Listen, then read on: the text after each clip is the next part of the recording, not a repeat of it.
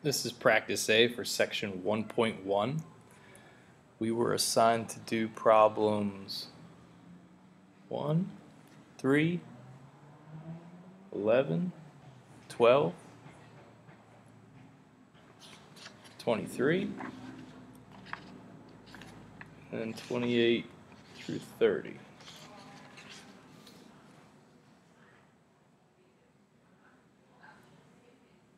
Okay, for that number 1, we're looking at a diagram.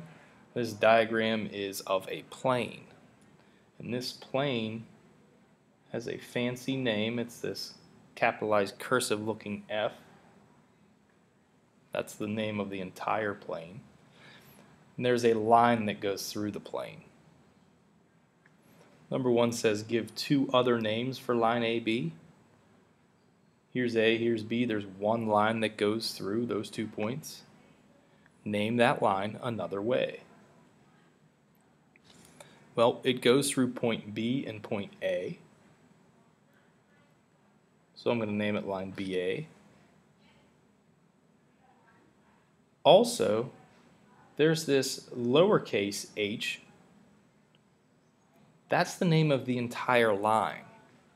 So you could also call this a lowercase h. I like to make mine cursive just so there's really no debating on whether that's a line or a point. Number 3, give another name for plane F. So here's your plane. It's a flat surface. It goes on forever. That's one way to name it, plane F. F is not a point on the plane. But these 3 points, E, A, and B, are on the plane, and they're not connected with a line. You can't make one line that goes through these 3 points.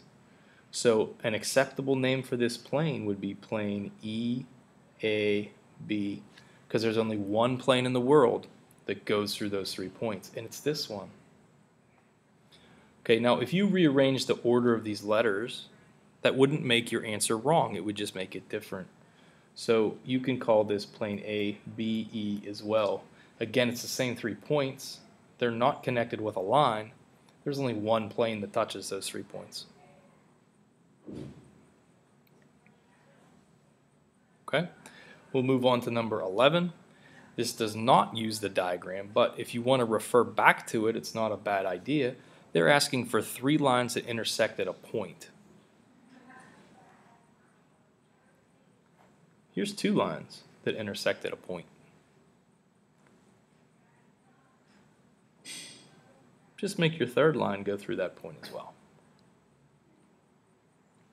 Number 12, a line and a plane that intersect at a point. Again, it's not a bad idea to look back at previous diagrams. Here's a plane. Here's a line that goes through it. So how do you draw a plane? Well, it looks like a slanted rectangle or a parallelogram. And if you want a line that goes through it and intersects it at a point, I'm going to make part of the line go upwards and the other part of it kind of go downwards in the opposite direction. That way I have a line. Now notice how I dashed this portion of that line because you can't really see it the way the plane is tilted. So that's why you see that a lot of times. Notice how you see it up in this diagram as well. This portion of the line isn't visible because the plane is kind of coming up towards you.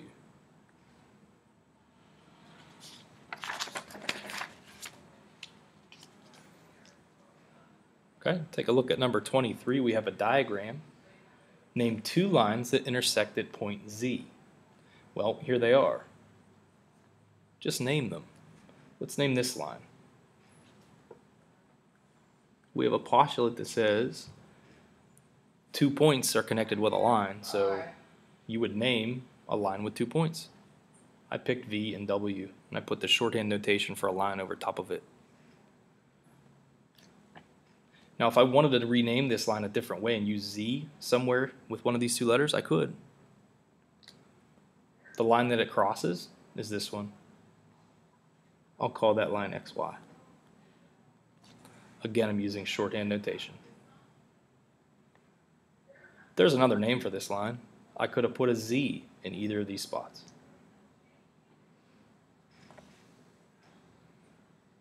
28 through 30. What kind of geometric intersection does the picture suggest? Well, this looks like some type of a plane. It looks like a flat surface to me.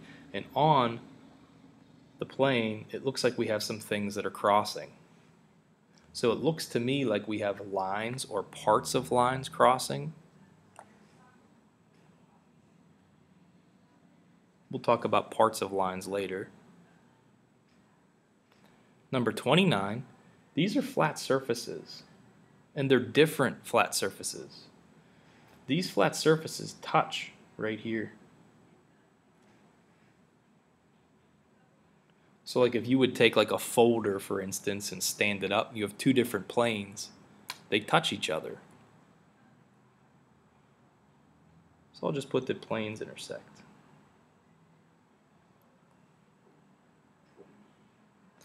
Number 30, we have a flat surface, that's the top of the cake. And we also have something going through the top of the cake. It's a candle. That would be a line or part of a line.